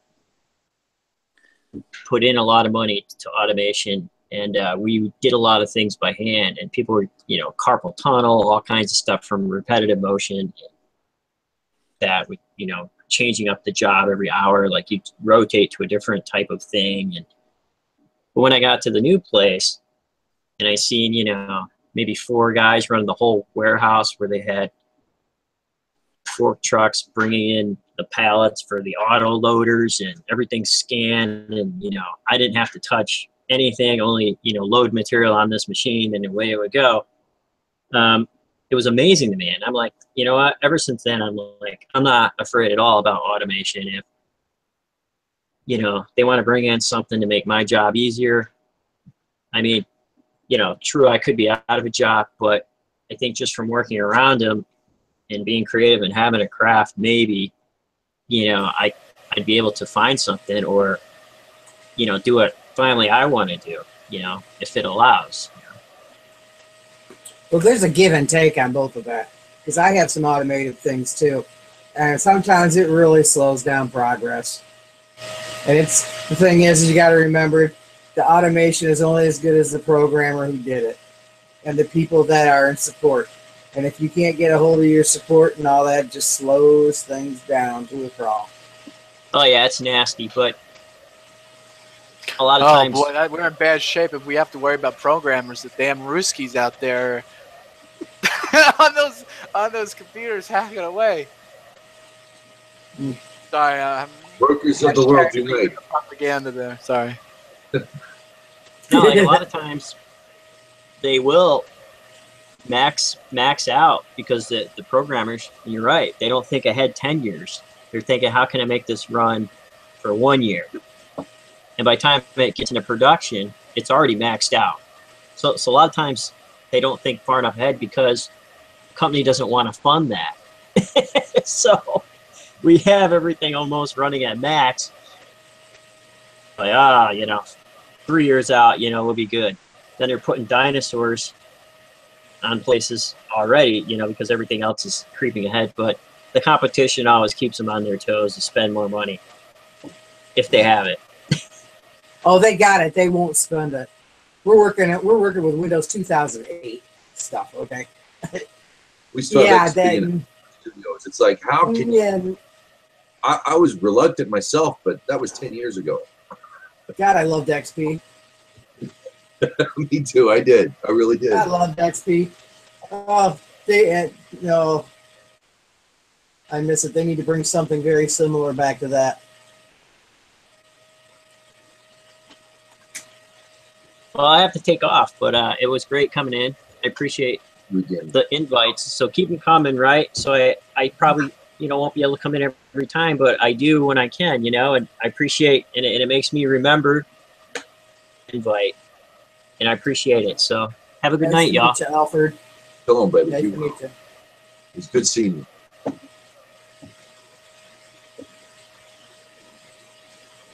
Yeah, man. Alfred was here in the early days of this little thing we've been doing. Alfred's like senior. He's like the path of Abraham. You hear me say he's a senior when Path comes in. It's like, he's a made man. Alfred's a made man. Yeah, actually, everybody here is a made man too. And you're a made man if you're watching. Come on in. We didn't get a whole lot of Parsha talk, but maybe I thought we could go. I said to, sorry, I said to, I joke with the rabbi. I say, made man. They use the term made man. I say to my rabbi, you're gonna end up treating me like they did Joe Pesci in Goodfellas. Yes. I'm gonna get the phone call saying, "Come on down. You're being a Jew. You're becoming a Jew today. I'll come down." Hey, all right, what's going on? I look down. There's paper, a plastic on the carpet. Boom! Schmuck wanted to be a Jew. Wow. I joke sometimes. That's gonna happen.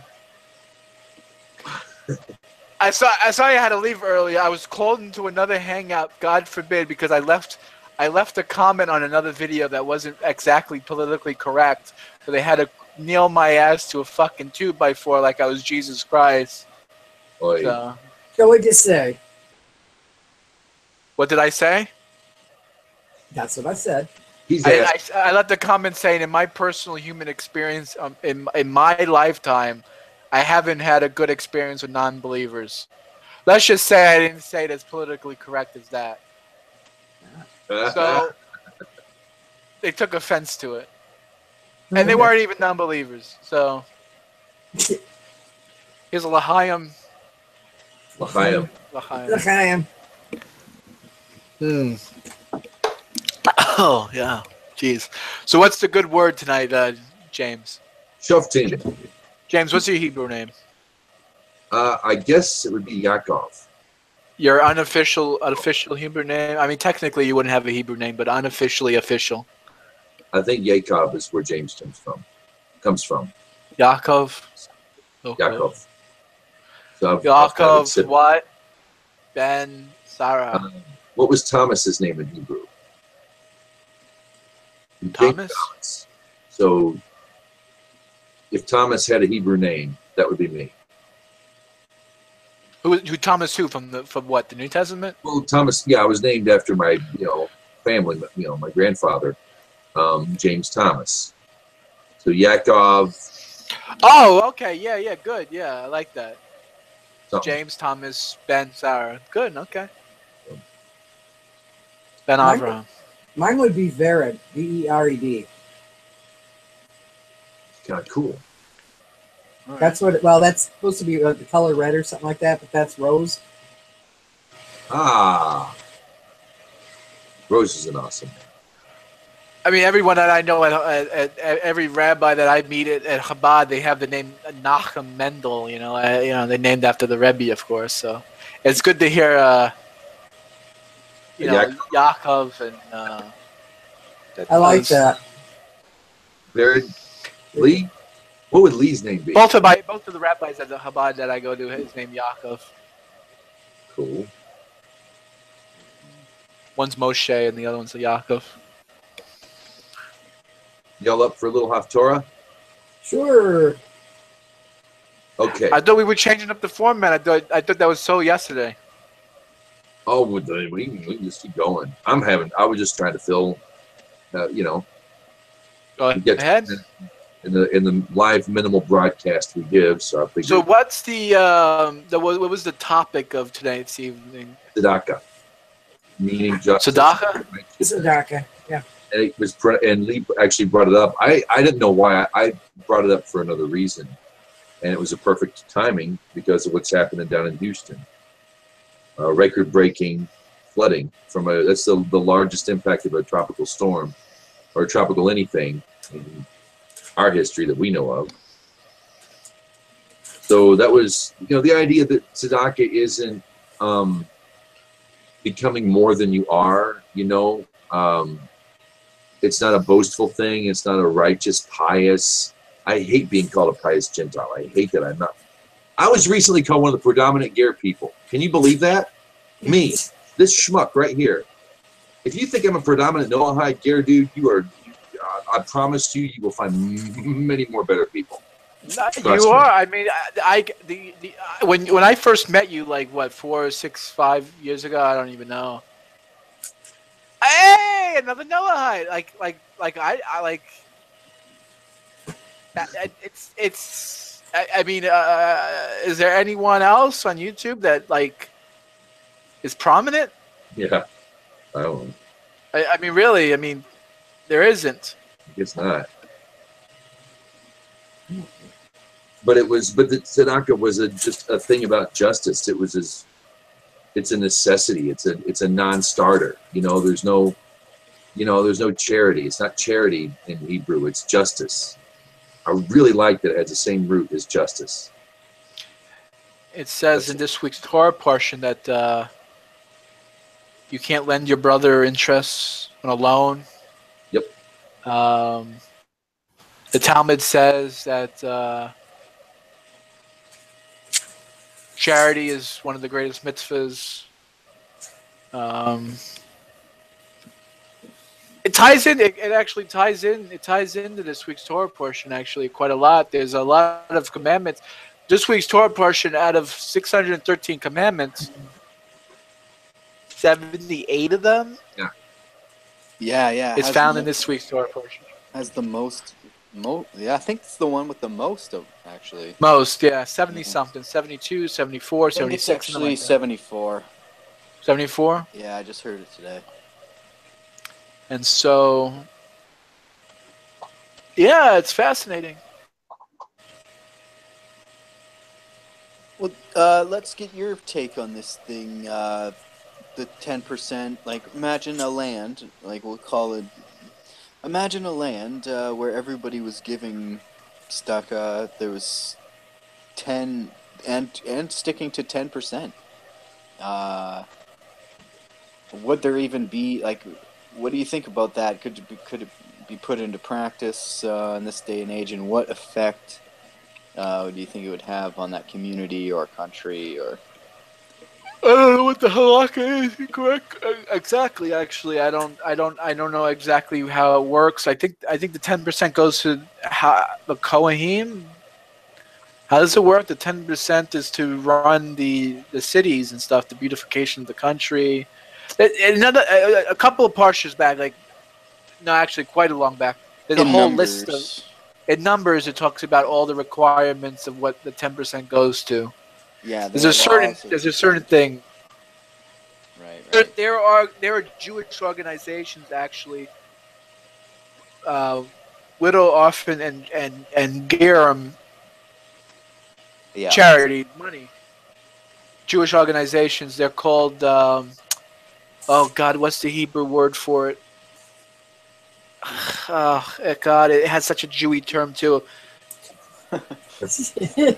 There's organizations all here in Jewish communities, and literally you can call them and say, money, and there's people that donate. Mm-hmm. Literally just to give you free money. People can get free money if you meet requirements. I don't know exactly how it is implemented nowadays, to be honest with you, Lee. I don't really know how to answer the question. Lee asked a really good, actually the way you words, if I may, Lee, you asked me if we were doing, if let's say if we took upon ourselves the 10%, like the Jewish people are commanded to, required to. If everybody just did the 10%, would there even be a poor?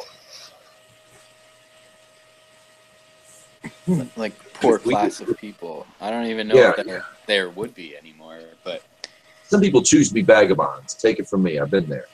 But would there be a poor class like we have today? If we eliminate greed, if we eliminate poverty, we eliminate greed. If we do that, that's the beginning of Star Trek. yeah. It might sound a little fanciful. I know it sounds bad, but that's a society that's eliminated poverty, and when they eliminated poverty, they eliminated greed. Actually, that would change the nature of human beings. That would change the nature of how we wake up and go to bed.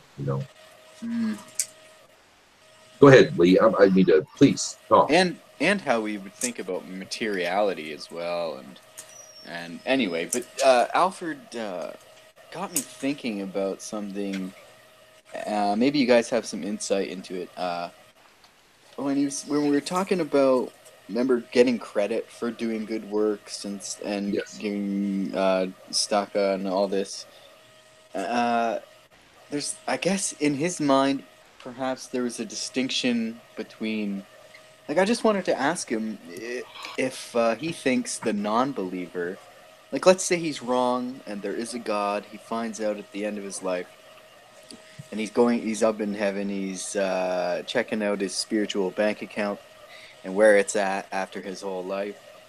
Do you think that if you're a non-believer, that he's not getting credit for all the good works that he's done? Or if you want to put it this way, like, let's say a non-believer just does a lot of good things and gives a lot of charity and he's not sure if there's a God, or he doesn't think that there is one.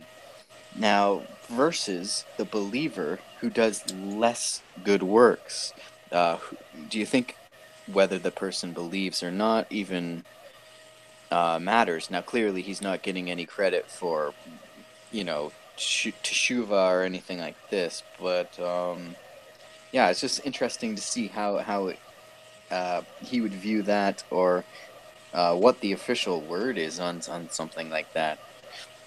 So is it possible for the non-believer to have a more full bank account, we'll call it, versus a believer who does a little bit less?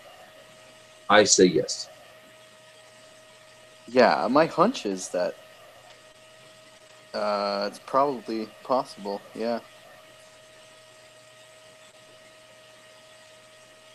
It's if you're, that's really what God asks, man. And I go on about versus Noahism versus Judaism.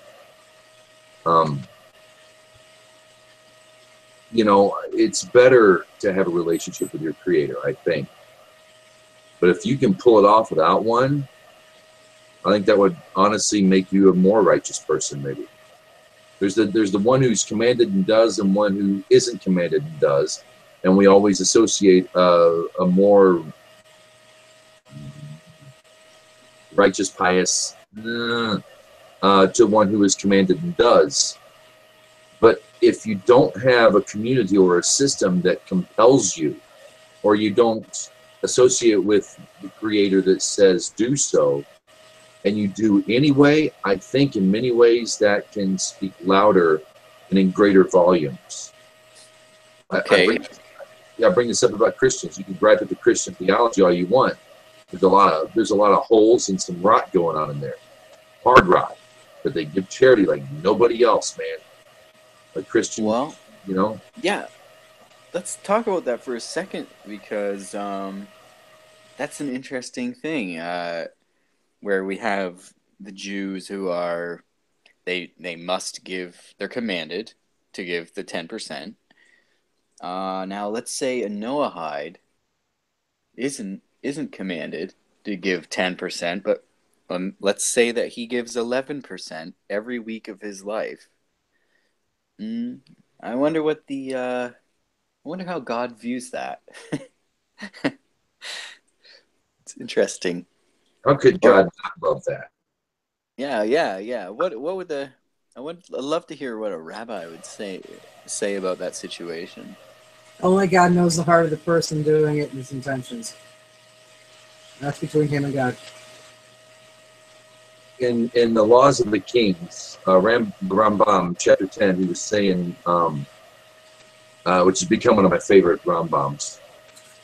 He says that, if an idolater brings us tzedakah, we give it to the idolatrous poor. And that really, on the whole Noahide versus Garrett, which has popped up again, and we can get to that when we're off the air or next week. That's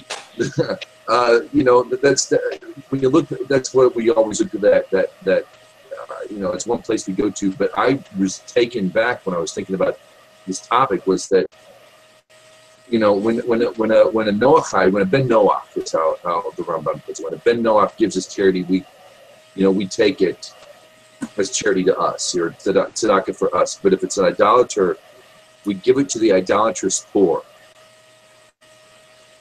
Even the Jew helps out the idolater. Even the Jew has a hand in paying it forward to those who reject everything that they are. As a nation, as a people. I liked that. I thought that was very profound. Whereas we might see division. Oh, we're seeing a division between the Ger and the Nokri, but even the Jew connects with the Nokri. Even the Jew is commanded to give to the Nokri when the Nokri gives to him. Even the Jew pays it forward to the people who aren't even interested in God, or the Jewish people for that matter. I found that to be a really encouraging thing out of that. I think that ties in with something you were saying. I hope I didn't take us on a rabbit hole. No. I was getting in an argument with a guy. He was a French Canadian who went to class with at the virtual yeshiva, Canadian guy. And he got on me hard one night because Bob and I used to get together and study Divine Code every week. And the Haftorahs and whatnot. We just read through them and we did some in-depth study, and he was, he was all about helping, how would you dare help an idolater, and you should separate yourself. He was big on that separation bit, and I get that, and it's necessary, and I'm not going against this. And I said, but if I'm here, let's say I'm here in my town of Oklahoma City, and I decide, which I haven't yet, perhaps one day I will, volunteer at the soup kitchen. And I'm giving soup out, and a guy comes up to me, and he's wearing a crucifix with a dead dude on a stick. Do I not give him soup? Am I going to say no because you appear to be an idolater, and I don't do that sort of thing? I'm not going to encourage you in your life because I'm the righteous one. And he was upset that I said, of course I want to give him soup. Who the hell are you to even, why would, no, of course we give him soup. It just seemed, it blew my mind. It blew my mind right then and there. Are you promoting, are you helping, are you encouraging idolatrous behavior? I'm like, no, I'm giving a hungry man a meal. Does it matter that he's an idolater? No, not to me. And that was the big contention they had with me at the time. I don't think that I would lose points in heaven for giving a Christian sustenance when he's hungry. I don't see that at all under any circumstance. Maybe I'm wrong. No, you're not. You local rabbi, I don't know a damn thing, but somebody tells you that next time, you say he was made in God's image too. Argue that. Yes. Argue that. Well, who's in a worse position in the world than the idolatrous poor? Like, if you're poor and not only are you poor financially, you're poor spiritually. Yeah, good point, Lou. Who needs it more?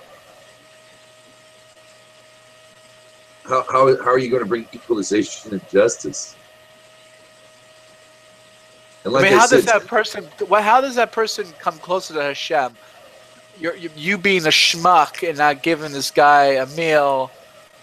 You know what I mean? All that's going to reinforce they hate me, because Jesus says, they hate me before they hated you.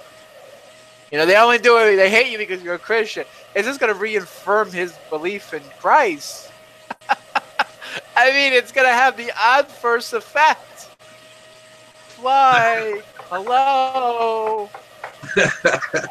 Did you know I? Don't put a stumbling block before the blind. Have you ever heard the Torah say that? Do not put a stumbling block before the blind. Yeah, you're going. Oh God, who? So who was the schmuck that said that? I'm sorry, I was actually doing other things. This was from where? What happened? 7 years ago. I don't even remember his name. He didn't always come. I'd attend twice a week at the time, and he really know what this is saying. And I don't know what he was getting at, but it was. I really left feeling I kind of left with a bit of a middle finger sticking out. You know, it was kind of like, well, the heck with this. I felt a little indignant. I felt, like, wow, why is this a big deal? You stole your joy. I think he was a bit contentious. Like, he was a little bit. I would be. How dare I promote an idolatrous or possibly a avodah zarah in the world? Why would I promote that? And he kind of got stumped when I said that, but I was very offended. I don't remember his name. Good. That was the only time I'd spoken to him on the phone too. We used to do a call waiting or whatever, where everybody could talk on the same line before technology caught up with us online. But yeah, he was a little, yes, I would give an atheist food if he was hungry. I bring this up. The wife and I had a competition. We had a game. Who can get who can have the change ready? Who can get over there first to the homeless guy? But it was kind of we saw a beggar. It was like, ooh, we're looking at traffic. Can we get over in time to get there? It was a game. It really was a game. It became a thing of skill. To weave in and out of traffic and to get in there and give the guy something before the light turns green or before we piss off too many drivers behind us. It was really a game. That's what it became. And we still have change in our cars. Actually, I only had 2 dimes last time a lady asked, and you know what? That 2 dimes made her day. And if it didn't make her day, she made mine with her reaction. I said, I usually have more than this, but all I got is 2 dimes. And she blessed me, and God bless you, and thank you so much. And that's one step closer to $1 we need. And just went off on me. So happy. So for 2 dimes. So happy. It says that when you give, Hashem gives you first. So if you give someone $1, God will give you $1 first. Pay it forward, Was that you or Lee who said we can test it? Who brought that up? Lee did. Test what?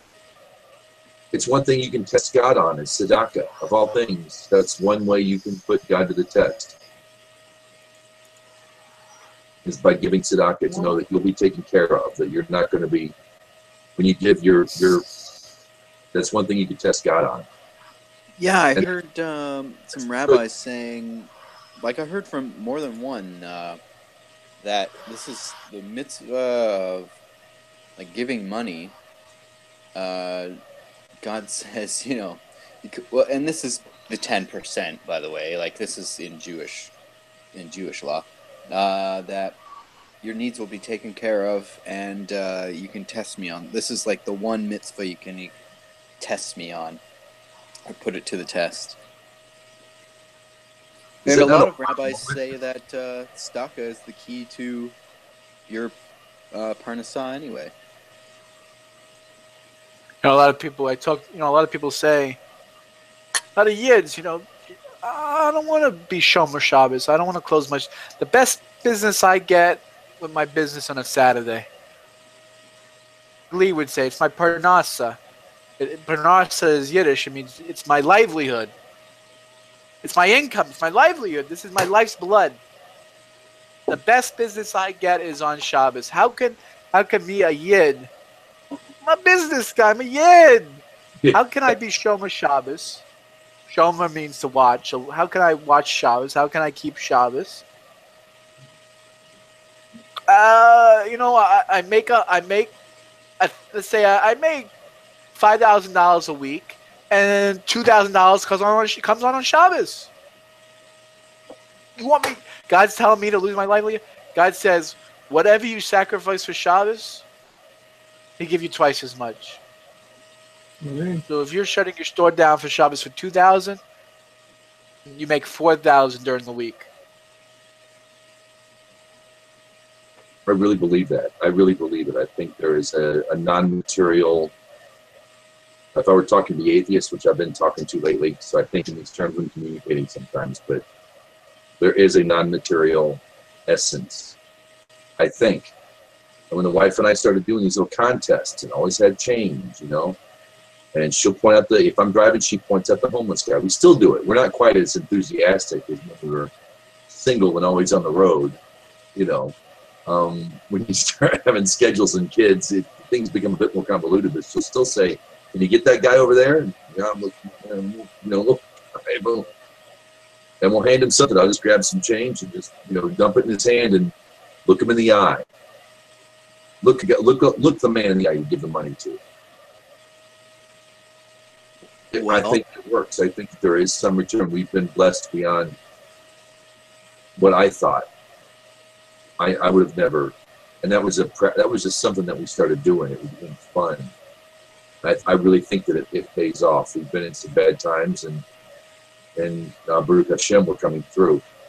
We wouldn't think we would. There are things that have popped up recently that we should be broke. I thought we would have been destitute with all the stuff we've had to repair and all the payments and these things, this, that, and the other, and things have worked out. And I could be, maybe I'm making this up in my head. Maybe I want to believe it. Yeah, but I think it works. I do. I really do think there's a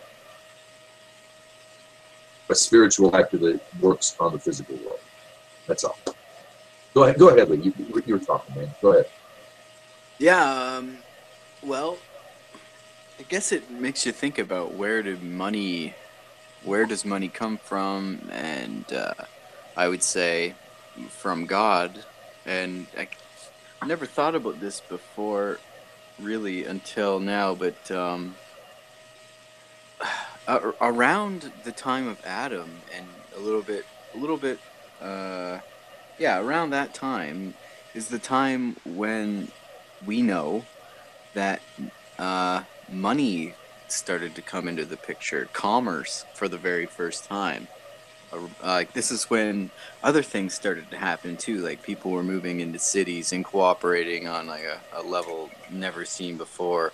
Eventually there was writing as well. This was a totally new thing. So we have all these new things suddenly popping up, and it just so happens to, like, the beginning of civilization lines up perfectly with Adam's life.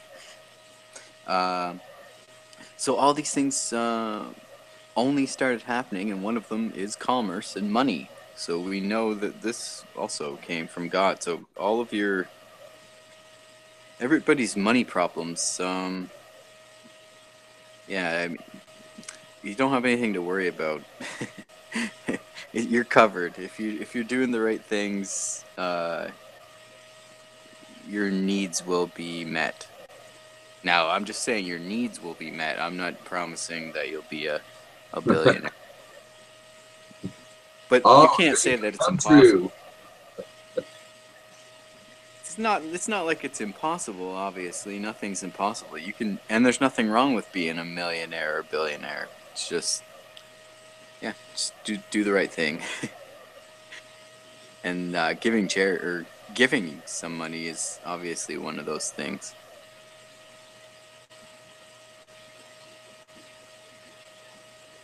And it's a way of showing, like, also that you believe in and trust in God, and you know that everything in this world comes from Him. So there's that too. It's hard to give it up, and I think naturally, human naturally, it's hard for people to give that up.